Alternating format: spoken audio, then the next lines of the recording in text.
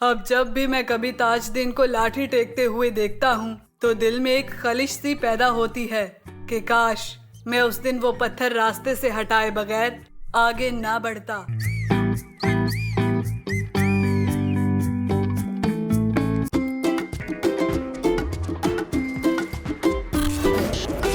Cartoon prime. ये उन दिनों की बात है जब मैं छठी जमात में पढ़ता था। हमारे गांव का स्कूल प्राइमरी तक था। मैंने जब 5वीं जमात का इम्तिहान पास किया तो मुझे मिडिल स्कूल में दाखिल करवा दिया गया। ये स्कूल हमारे गांव से 3 किलोमीटर के फासले पर है और मैं रोजाना पैदल जाता था। मास्टर निसार साहब हमारे अंग्रेजी के उस्ताद हैं, मगर वो हमें सिर्फ अंग्रेजी में नहीं पढ़ाते थे बल्कि तालिबे इल्मों को अच्छी अच्छी बातें बताने की भी जिम्मेदारी उनकी थी। हमारा पहला पीरियड 50 मिनट का होता था और बाकी सारे पीरियड 40-40 मिनट के। पहले पीरियड में हाजिरी होती थी, अंग्रेजी पढ़ी जाती थी और अगर मजीद कुछ वक्त होता तो निसार साहब से अच्छी अच्छी बातें सुनी जाती। इन बातों के लिए आमतौर पर रोजाना वक्त मिल जाया करता था। निसार साहब आज सुबह जब हाजिरी लगाकर फारिग हुए तो कहने लगे, प्यारे दोस्तों, आपकी अंग्रेजी की किताब खत्म हो गई है, इसलिए आज हम अंग्रेजी नहीं पढ़ेंगे बल्कि आज हम अच्छी अच्छी बातें करेंगे। फिर मास्टर निसार साहब ने बताया कि आज मैं आपको छोटी छोटी नेकियों और छोटी छोटी बुराइयों की बात बताना चाहता हूँ कि इंसान आमतौर पर जिन बातों को मामूली समझता है वो बाज़ औक़ात बहुत मुफीद या बाज़ औक़ात बहुत खतरनाक साबित हो सकती हैं। मसलन किसी को गलत नाम से पुकारना या किसी की पीठ पीछे बुराई करना बहुत खतरनाक फेल हैं, लेकिन रास्ते में पड़े हुए कांटे या पत्थर वगैरह को हटा देना बहुत मुफीद काम है। मास्टर साहब ने इस तरह की और भी मिसालें देकर समझाया। शायद ही कोई ऐसा लड़का होगा जो उनकी बात ना समझा हो। स्कूल में छुट्टी की घंटी बजी तो सब लड़के अपने बस्ते उठाए गेट की तरफ भागे। मैं भी अपने बस्ते समेत बाहर आ चुका था और अब अपने घर की तरफ जा रहा था। मेरे जहन में वो सारी बातें घूम रही थी जो आज मास्टर साहब ने अंग्रेजी के पीरियड में बताई थी। किसी को गलत नाम से पुकारने से भला क्या होता है, और ये रास्ते से पत्थर हटा देना भला नेकी कैसे हो सकती है। मैं यही सोचता अपने घर की जानिब जा रहा था।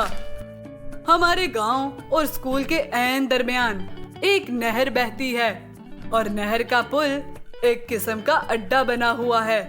यहाँ एक मुसाफिर खाना है। मैंने पुल पार करके दूसरी तरफ सड़क पर कदम रखा तो मुझे सड़क के ऐन बीच में एक पत्थर पड़ा हुआ नजर आया।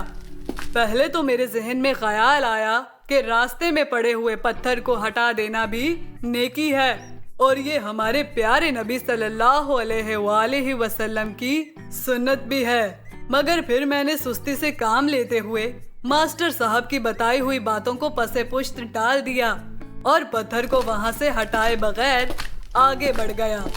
मुझे भूख भी लगी हुई थी और सुबह से स्कूल में पढ़ते हुए ज़हनी तौर पर थक चुका था, जिसकी वजह से मुझे घर जाने की बड़ी जल्दी थी। मुझे ये पत्थर रास्ते से हटा देना चाहिए था, इससे वाकई किसी को ठोकर लग सकती है। जब मैं पत्थर से चंद कदम आगे बढ़ गया तो मुझे मेरे ज़मीर ने झंझोड़ा, मगर यहाँ कौन सा अंधेरा है, लोग देखकर भी तो चल सकते हैं। मैं अपने ज़मीर को समझाने लगा। मैंने पत्थर से ज्यादा कोई 50 कदम का फासला तय किया होगा कि मुझे पीछे किसी गाड़ी के टायरों के चिरचिराने की पूरी तरह आवाज आई। मैंने जल्दी से पीछे मुड़कर देखा तो मंजर ही कुछ और था। एक साइकिल कार के टायरों के नीचे आकर कुचली गई थी और थोड़ी दूर पड़ा कोई जख्मों की वजह से कराह रहा था। मैं फौरन उसके पास पहुंचा। इतनी देर में कार वाला भी उतरकर उसको कार तक ले जाने की कोशिश करने लगा। ये हमारे मोहल्ले का ही आदमी था। उसका नाम ताजदीन था। वो बाग से अमरूद तोड़कर अपनी साइकिल पर रोजाना नहर के उस अड्डे पर बेचने आता था। आज शायद उसके अमरूद जल्दी बिक गए थे, इसलिए घर वापस आ रहा था, मगर रास्ते में पड़े हुए पत्थर ने उसे घर आने से पहले अस्पताल पहुंचा दिया। 15-20 रोज के बाद ताजदीन अस्पताल से वापस आया تو اب وہ سائیکل چلانے کے قابل نہیں رہا تھا، بلکہ اس کے پاس ایک بیساکھی تھی۔ مجھے اس کی ٹانگ ٹوٹنے کا بہت افسوس ہوا۔ میں رات کو اس کی تیمارداری کے لیے گیا اور پوچھا، تاج انکل، آپ کا ایکسیڈنٹ کیسے ہوا؟ بیٹے، یہ سب گناہوں کی سزا ملی ہے۔ مراد علی اڈے پر میرے ساتھ امرودوں کی ریڑھی لگاتا ہے۔ اس کی ایک ٹانگ خراب ہے، اس لیے اس کا بیٹا صبح سویرے ریڑھی لگا کر اس کو وہاں چھوڑ آتا ہے۔ مجھے اس کا امرود بیچنا بہت ناگوار گزرتا تھا، کیونکہ اس کے آنے سے میری آمدن بہت کم ہو گئی تھی اور میں اس سے حسد کرنے لگا تھا۔ جس دن میرا ایکسیڈنٹ ہوا، میرے امرود جلدی بک گئے تھے، اس لیے میں نے اپنا سامان سمیٹا اور گھر کی طرف چل پڑا۔ مجھے پیچھے سے کسی نے آواز دی، تاج دین ٹھہرو، مجھے امرود لینے ہیں۔ میرے سارے امرود بک گئے، تم مراد لنگڑے کے کانے امرود لے جاؤ۔ میں نے پیچھے دیکھے بغیر جواب دیا اور تھوڑا سا آگے ہی گیا تھا کہ خدا نے مجھے میرے بول کی سزا دی اور میں بھی مراد کی طرح ہمیشہ کے لیے لنگڑا ہو گیا۔ انکل، میرے پوچھنے کا مطلب یہ نہیں تھا، بلکہ میں تو یہ جاننا چاہتا تھا کہ قصور کار والے کا تھا یا آپ کو ہی پتہ نہ چلا کہ پیچھے سے کار آ رہی ہے؟ بیٹا، دراصل بات یہ ہے کہ میں نے کسی کو برے نام سے پکارا اور اس کی خامی پر طنز کی۔ اللہ نے وہی خامی میرے اندر بھی پیدا کر دی، اس لیے میں قصور اپنا ہی سمجھتا ہوں۔ مگر انکل، پھر بھی آخر پتہ تو چلے کہ ایکسیڈنٹ کیسے ہوا۔ میں نے پھر کریدنے کی کوشش کی۔ بیٹا، جب پل پار کر کے ڈھلوان سے اتر رہا تھا تو میری سائیکل کی رفتار ڈھلوان کی وجہ سے خود بخود تیز ہو گئی۔ پھر اچانک مجھے پیچھے سے گاڑی کا ہارن سنائی دیا، لہٰذا میں نے اسی رفتار پر سائیکل کو کنارے پر کر لیا تاکہ گاڑی گزر سکے۔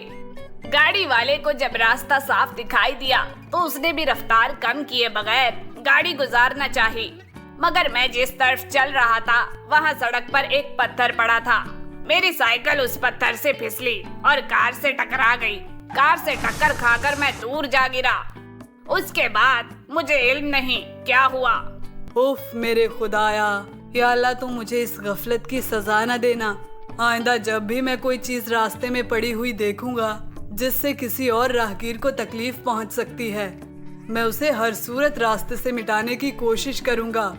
مجھے اس وقت اس بات کا علم نہیں تھا کہ اس پتھر سے اتنا سنگین واقعہ رونما ہو سکتا ہے، ورنہ میں کبھی اسے راستے سے ہٹائے بغیر نہ جاتا۔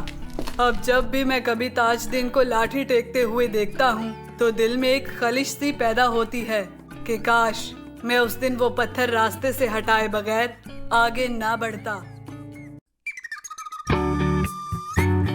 کارٹون پرائم کو سبسکرائب اور شیئر کرنا مت بھولیے۔